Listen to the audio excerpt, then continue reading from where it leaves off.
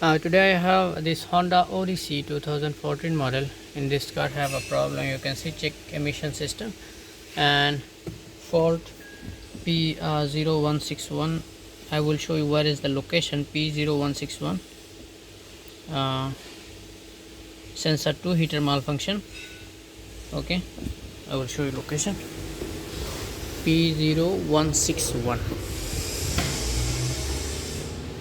Here you can see this is sensor 1 and P0161 is downside. I will show you.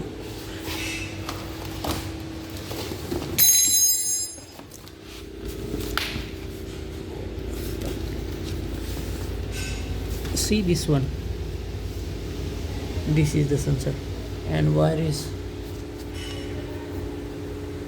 there, but sensor is this one. This is sensor 2. Okay, thank you.